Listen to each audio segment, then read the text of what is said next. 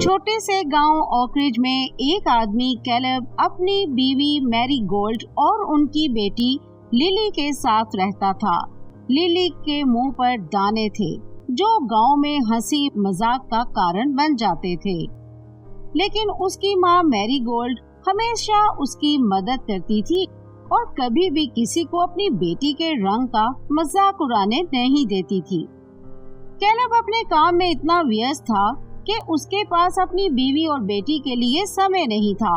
एक दिन उसने मैरी गोल्ड से कहा, मुझे शहर जाना पड़ेगा काम के लिए और मुझे कुछ समय तक वहाँ रहना पड़ सकता है। मैं तुम लोगों के खर्चे के लिए कुछ पैसे भेजा करूँगा, लेकिन मुझे जल्दी जाना पड़ेगा। क्या सच में जरूरत है तुम्हें शहर जाने की? क्या तुम यहाँ काम नहीं कर सकते? देखो, हमारी बेटी बड़ी हो रही है और उसकी जरूरतें बढ़ने वाली हैं।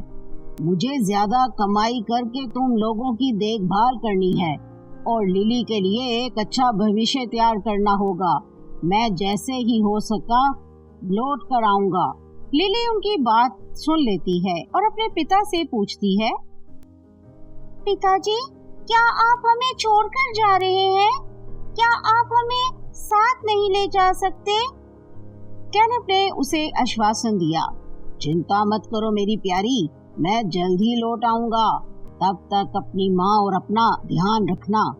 ठीक है पिताजी, लेकिन जब आप लौटेंगे तो मेरे लिए बहुत सारे खिलौने लाना, क्योंकि गांव में कोई मुझसे खेलने को तैयार नहीं है, मेरे मुंह पर निकलने वाले इन दानों और धब्बों की वजह से।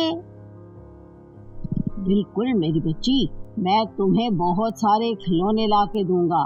बस अपनी पढ़ाई पर ध्यान दो और अपनी माँ को ज्यादा तंग मत करना। कैलब शहर के लिए चला गया। लिली और मैरी गोल्ड अकेली रह गई। लिली का चेहरा उसे गांव के बच्चों के बीच से अलग कर देता था, लेकिन उसने अपनी पढ़ाई में लगकर इसे खुद को संतुलित रखा। एक दिन कैलब ने पैसे भेजने बंद कर दिए। लिली और मैरी गोल्ड को गुजारा करने में मुश्किल हो गई। मैरी गोल्ड ने काम करने का फैसला कर लिया, पर एक दिन वो फालिज का शिकार हो गई।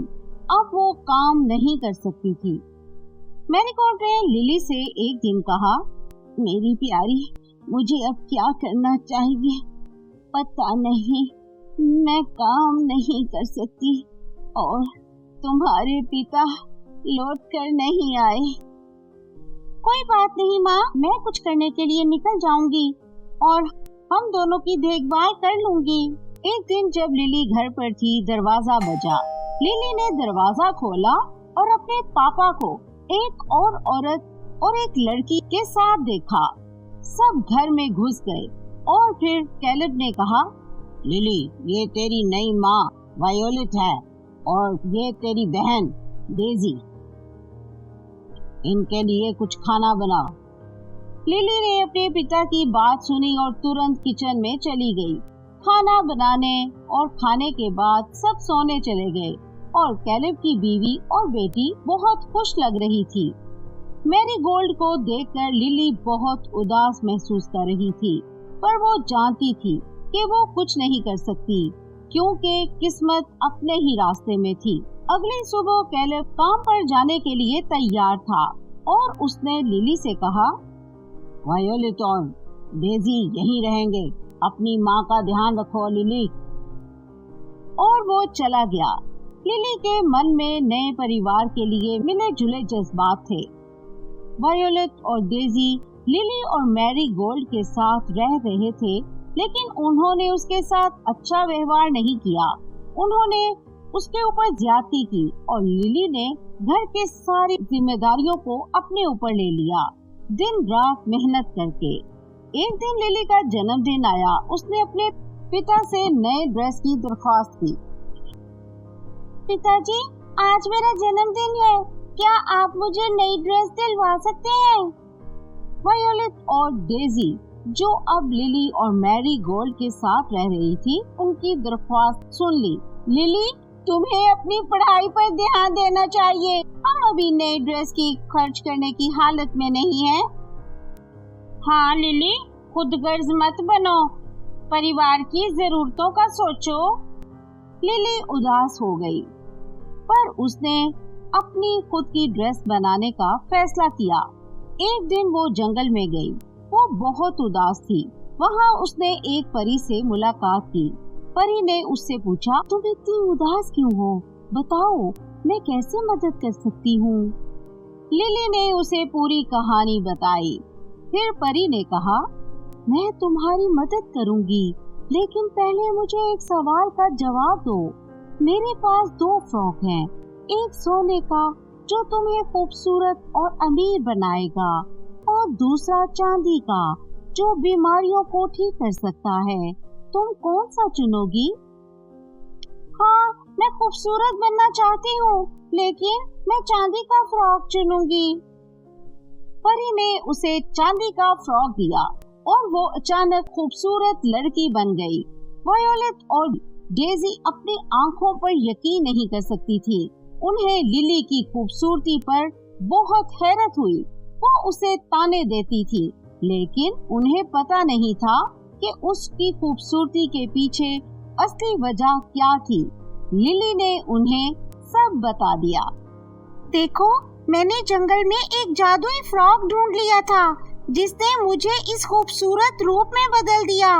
डेजी भी खूबसूरत बनने की इच्छा से प्रभावित होकर जंगल में जाती है जादुई फ्रॉक ढूंढने। वहाँ उसने एक परी को पाया जो उससे एक सवाल पूछती है। मैं तुम्हारी इच्छा पूरी कर सकती हूँ, लेकिन पहले एक सवाल का जवाब दो।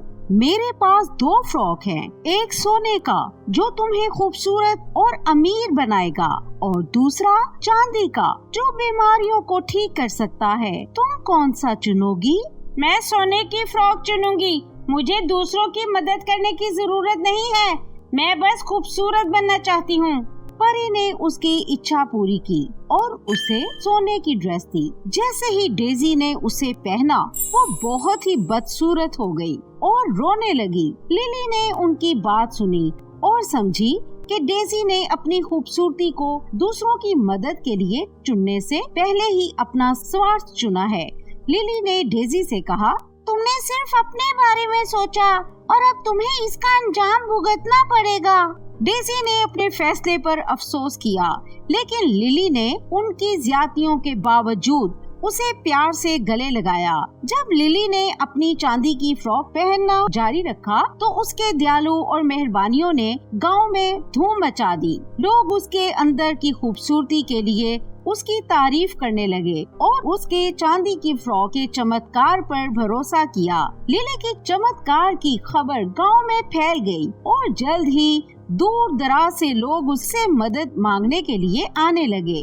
वो अपने प्यारे रिश्तेदारों को लेकर आते, उम्मीद करते हुए कि उनकी बीमारियां ठीक हो जाएंगी। उसकी ड्रेस की चमत्कारी शक्ति से लिली ने बहुत से लोगों की जिंदगियां स्पर्श की। जिनके जीवन में दर्द था, उनमें आराम और खुशी लेकर इतनी मकबूलियत मिलने के बावजूद लिली हमेशा बीमार रही और दूसरों की मदद में स्वाभाविक बनी रही। उसने अपने दिन को बीमारों की देखभाल में, तन्हा लोगों को तसल्ली देने में लगा दिया और जहाँ भी गई उम्मीद और खुशियाँ बांटने में गुजारा।